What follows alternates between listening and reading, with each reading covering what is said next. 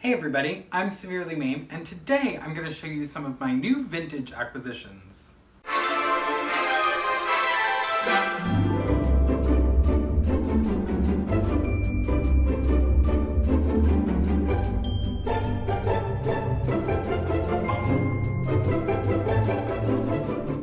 So the first thing I wanted to show you was a recent find at a local antique shop. We just stopped in while we were walking down the street the other day, and I happened upon this charm dish.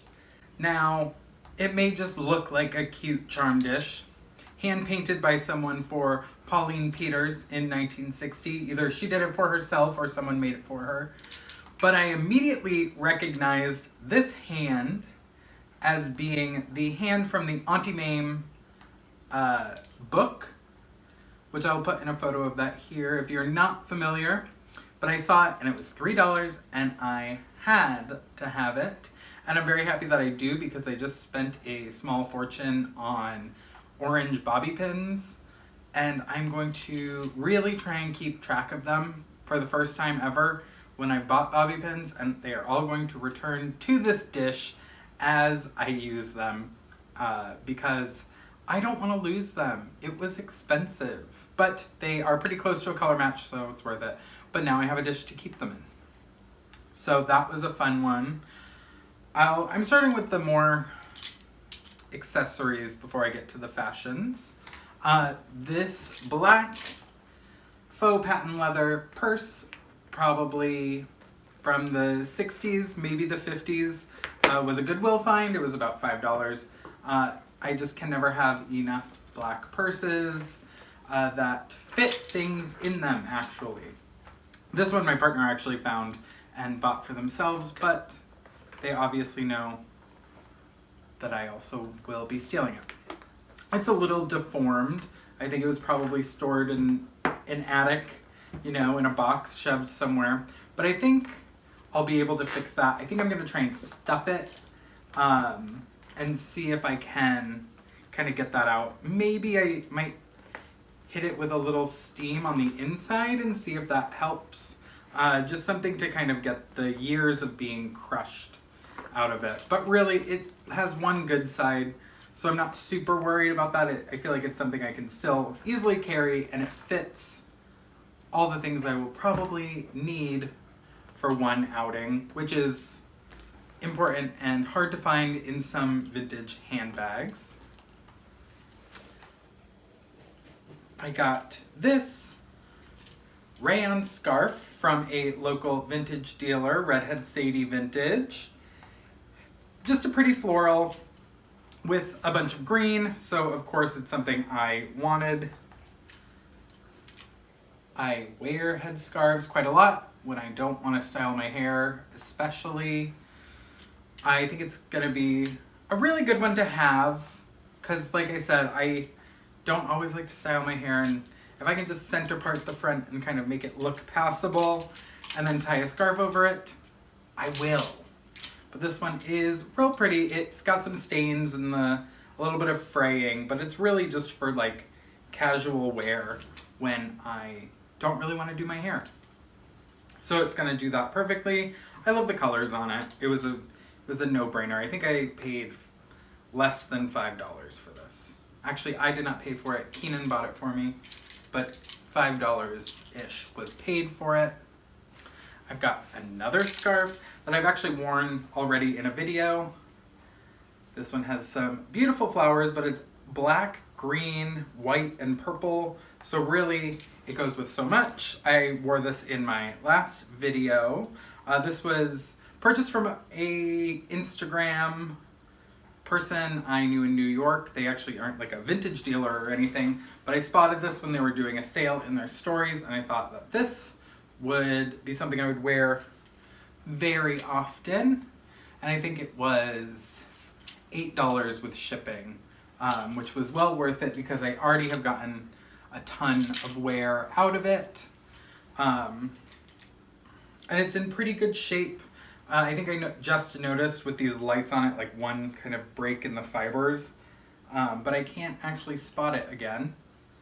But all in all, it's just, again, for just wearing when my hair isn't completely done, or if I'm going out and it's windy, to protect my hair from the elements. Another recent one, this one just came in the mail. This is some vintage floral fabric that I purchased from an seller on Instagram. There's 2 yards here, which it's not a ton, but I think I will be able to make a blouse out of it, and you kind of can't go wrong with a vertical stripe. And it's summer, I will for sure wear this. I think because there's so little, if the blouse has like facings or things like that, I'll have to do them out of a white cotton, which will be fine because this is a really nice white. I think I'm gonna give it a little bit of a retro clean bath to see if I can get, if there is any discoloration on it. But I don't notice very much, so I'm excited to work with this. This will probably be a future video, just utilizing some vintage fabric to make a summer shirt, which I'm very excited about because I don't think I have enough. I've realized I've been struggling a lot with like what to put on now that it's in the 90s. So it's gonna be really helpful to have a cotton light colored shirt, though anyone who wears makeup regularly knows that having a tight collar to your neckline when you have makeup on your neck or pulling it over your head gets makeup all around the edge of it. So we'll see how I combat that. We can play around with patterns together and see what shape might work best. I'm going to put a little question with some reference photos up on my Patreon to help me decide what's gonna get made out of this. So if you become a patron, you can help decide the fate of this beautiful vintage fabric. Now we are getting into the clothing section of things. This next piece is not vintage, but it is for my vintage wearing. I got this Rago full body, not full body, but open bottom girdle. I just needed a shaper that I could put my like vintage bullet bra pads into. I got a 40B, so I don't have to pad them very much, but it just fills it out enough. I really could have sized up one more size, but I didn't, and that's fine because I put on more weight than I kind of realized again. Which is fine. This still fits. The only issue I actually have is the length. I wish it was like 3 inches longer, which I can't really remedy, but I can easily make it work. The waist and bust line up right. It's the hips and the garter clips that don't. So I might do something like taking off the garters and making loops to hook ones onto it. So they're a little bit longer. But this was not too expensive, but more than I usually spend on like foundations and stuff. I think it was close to $60.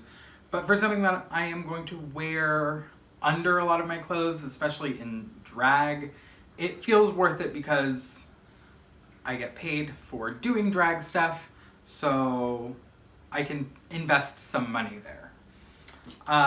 So we've got some clothing now. As you can see, as I've lifted my arms, I need new clothing because this beautiful 30s, 40s ribbon knit or ribbon crocheted dress that I have is well loved, and the armpit has fully busted out.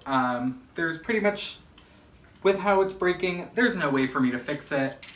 This dress may become a skirt or something to that effect. I haven't fully decided yet, but I'm just gonna wear it. All of the issues are all on the top, so I'm just gonna wear it as long as I can and just not raise my arms very much. I think people who have a good amount of vintage in their collection are familiar with that game. The next up is a 1950s dirndl that I bought for my summer wardrobe. I've done a video in the past where I talked about my inspiration for my summer wardrobe this year. I will link that up here. And I wanted to do all like folk wear and dirndls. So I've made a couple and I was able to get this one fairly inexpensive on a Facebook buying group. It's a Salzburg dirndl made in Austria. I got it for, I think, around $25 shipped, or no. I think I got it for $25 and then the shipping was $15, which I did not, I was like, wow, that's kind of expensive for shipping. When I was like waiting for a while, I was like, wow, it hasn't shown up and it's been a month. And then I realized it was coming from Poland and that's why it took so long. But I like it. It's a pretty good fit with my weight gain. It's like a tiny bit small, which I'm fine with. I'm working with it the best I can. And, you know, it fits me. I wore it out when Keenan and I went to a little local market and it was still pretty comfortable. I had paired the body shaper under it, which was maybe like a little too much pressure from how tight this was and how tight that was. So next time I'll just wear it without. I have to make more of the blouses to go under my dirndls. But the pattern that I have, I like. I just want to make a little bit longer. But those are pretty simple. I've talked about that in that last video. So that's some more sewing that I have to do, of course. Now I've got some stuff that I bought from Casablanca Vintage. They are a go-to for me whenever I need something kind of specific, and I will usually hit them up online and they are really great. This dress came from them, and then all of this stuff that's coming also came from them. So this first one up is a white, off-white skirt. It has pockets, which is great, and then snaps all down the side. It came obviously from like a uniform. I think I'm going to, it's a little big for me now, and I realized I was wearing it when I was doing something with my hair dye. I might have just washed my hair even. And there's some light orange spots on it already, but there's some other spots anyways, so this just needs a good soak. And then I think I'm gonna take off the waistband and take in these back seams a little bit more to make it fit me better, because right now it's a little bit big, but that does make it a good, like, real lazy, comfy around the house skirt, especially that it has pockets too is really nice. So even big, I've still been wearing it. Now next up is this 1970s crepe blouse with a French cuff. Now they sent me all the measurements and everything and photos, and this shirt seemed perfect. But the measurement that I did not pay attention to was the length of the sleeve, and it is way too short on me. So what I am going to do, because it's in such great shape and it's like a great starter place, it fits me well. I might have to put shoulder pads into it, which is easy. I think I'm going to take these sleeves and make them shorter. So it's just a nice short sleeve, like dagger collared blouse. And then I think I'm going to go in with either sequin or beading to make it like a nice evening blouse. I don't think that there's enough room in this sleeve for me to try and make it like a elastic balloony moment like I would like. But even just taking it shorter and adding like a little cuff and then doing some beading, I think will be really pretty. I'm gonna make a video while I do that, so you'll all be able to see the evolution of this 70s button-down blouse, that these sleeves are way, way, way too short and tight for me. But it is still such a good piece that, like, I love the big collar, so it's gonna be a fun one to work with. So I'm excited to start on that and show you guys the progress and how I do it. Okay, next up.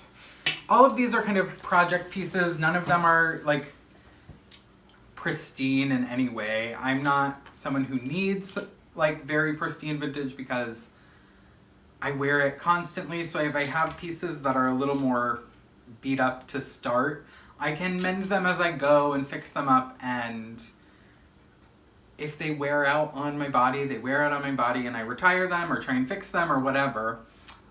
So this piece is a white 40s coat. It is extremely cute. It's like I wanted a coat in this cut so badly. So when this was one of the options, I could not resist buying it. It's a nice, like, I could not tell you what this fabric actually is. Maybe a linen? I don't know, it feels too soft. But it's like a little bit sheer. There's some like light marks on the collar, and the buttonhole is fraying, and the seams on the inside are also fraying. But I'm gonna get my wear out of it, and I think even before it wears out, I'm going to utilize this to make a pattern so I can make more for myself because I love this cut. The shoulders are a little bit small for me. I think that I could put a shoulder pad in them to raise it so that it fits a little better, I think, because it comes in narrow, but if it comes in narrow and a little higher, it might work out. So I'm gonna try that out, but I also, like I said, I'm gonna make a pattern from this so I can make more because it really is such a great cut and a staple piece, I think. Even with it not fitting perfectly, I can like have it over my shoulders just as like a little almost capelet, and I think it looks great. And it being so lightweight and a natural fiber, I can wear it even like in the evenings during the summer here in Arizona. So that one is a very exciting piece to have. Next up is another suit jacket because I love a vintage suit. Someday I will actually do my suit collection video. I still have not done it, but I don't have all of mine still with me. So a lot are in my closet at my old place, and I will be getting those once I have more closet room. But this one has great little details, little pockets. This one's in pretty good shape. There's maybe some iron sheen around on it, which is fine. But I don't have a blazer in this color yet, so I thought it was a great addition. And it will, I feel like, really come into play a lot during the autumn because it's fairly lightweight, it's not lined, so it's a good piece for a summer to fall transition. So it might not get much wear for a little while, but I'm very happy that I have it. With my weight gain, this fits, but it fits a little tight, so if I am able to, you know, squeeze down into it comfortably, I will be very happy. And here is the last piece. This is a 40s or 50s blazer. It has great arrow-shaped details that go from the top and carry down to the bottom of the jacket.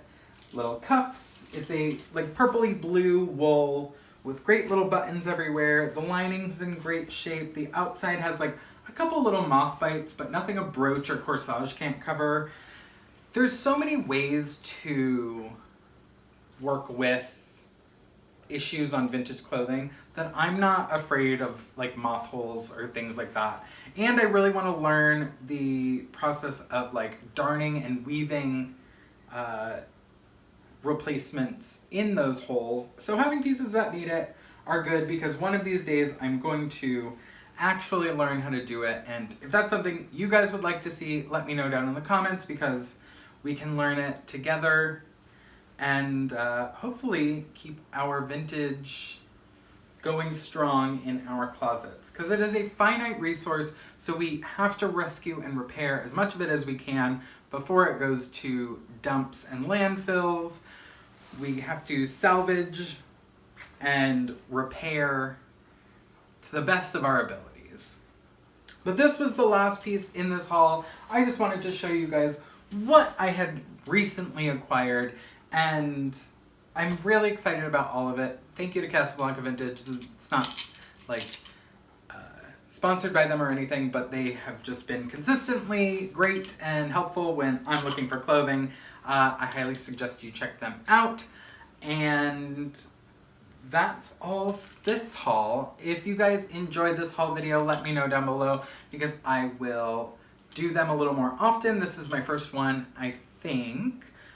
So, you know, I have a buying problem, especially when I can find things cheap. So if you guys want to see that stuff, let me know. But I'm Severely Mame. Make sure to like this video, hit that subscribe button, and if you really like what's going on here, you can follow the link below down to my Patreon, where you can help contribute to making videos just like this. I'll see you guys soon.